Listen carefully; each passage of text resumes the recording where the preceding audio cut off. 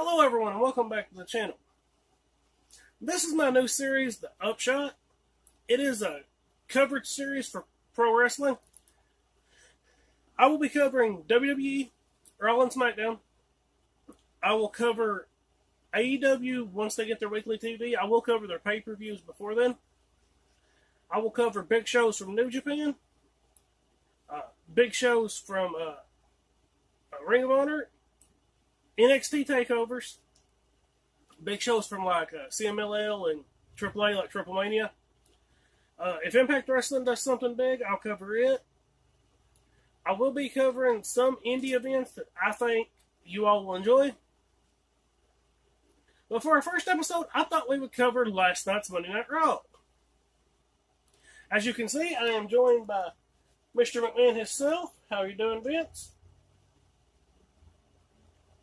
He's a little lost for words, being on this big stage as he is.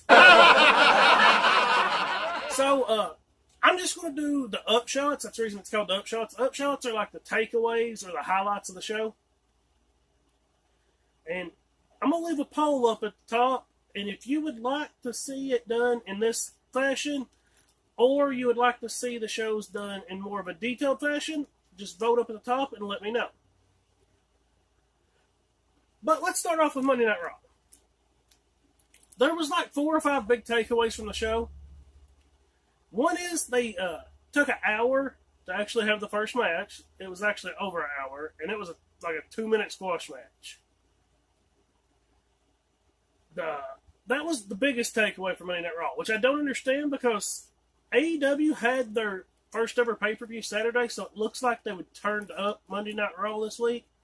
And instead, they just done more talking. But maybe that's a good thing for WWE.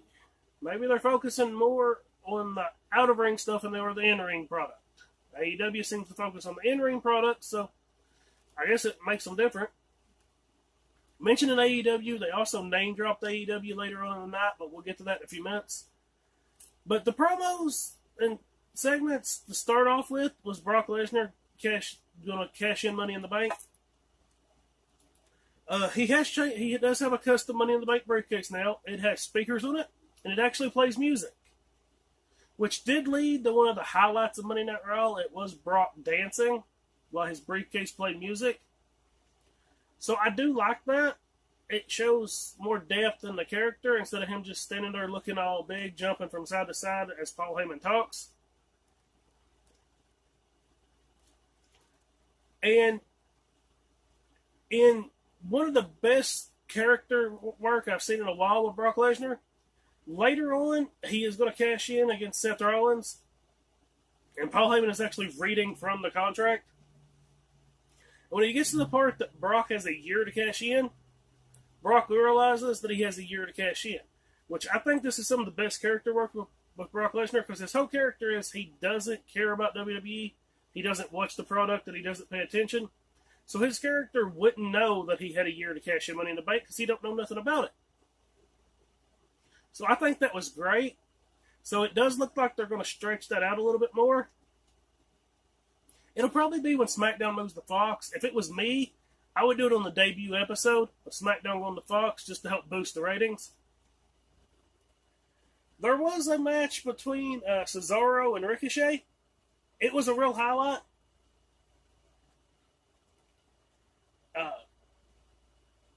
It was probably match of the night, which isn't really saying a lot because the only match that probably come close to it was the main event.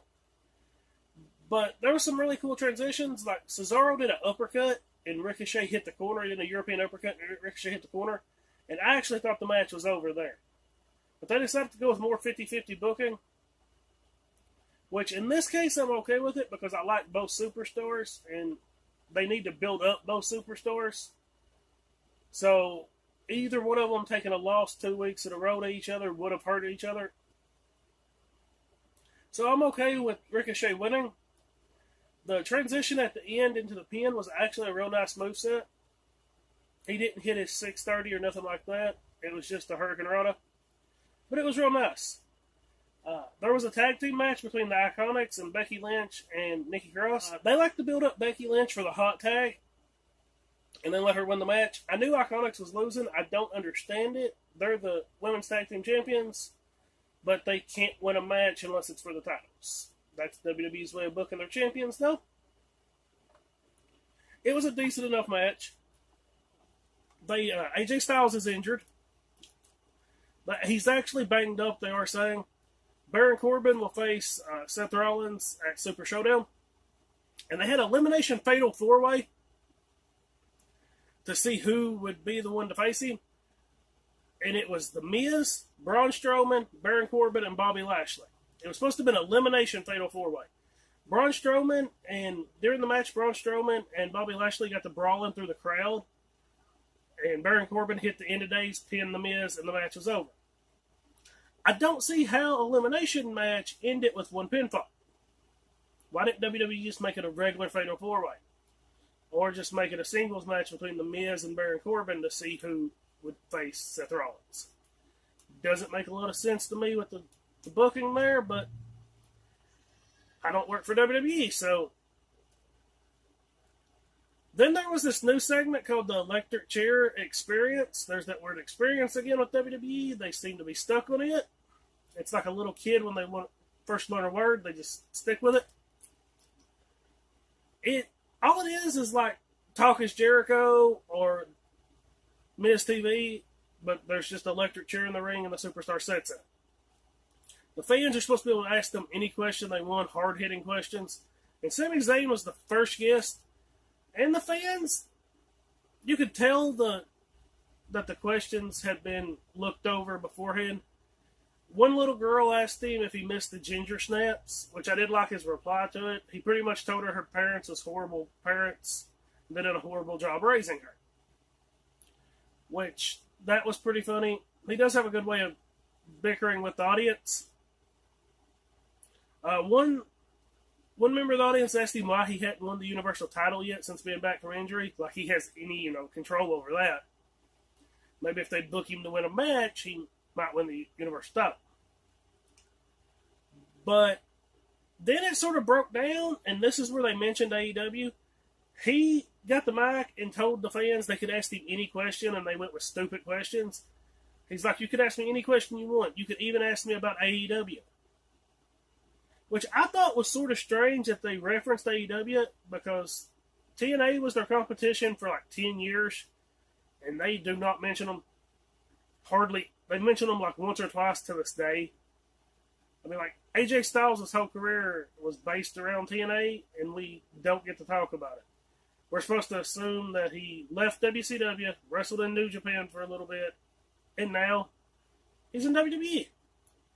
So I think they're doing it to try to show that they're not worried about AEW, but you can sort of tell by them mentioning it that they're worried about AEW. And then this is interrupted by Seth Rollins,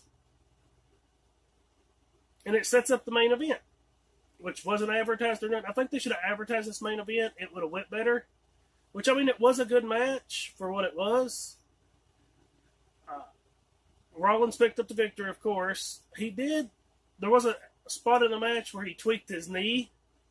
I think it's an angle for a Super Showdown with Baron Corbin, so that we think that he has the knee injury, so he may lose.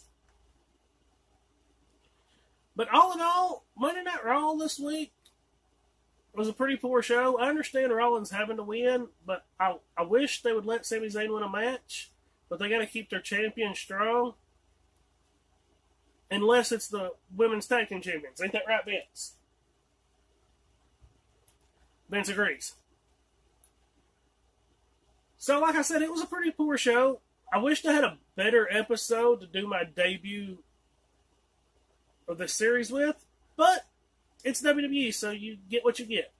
Tonight's episode of SmackDown, I hope, is better so that I can have something better to bring you up. But let me know down in the comments what you think of this format, or would you rather have a detailed format? And with all this said, I hope you have a wonderful day, and thanks for watching.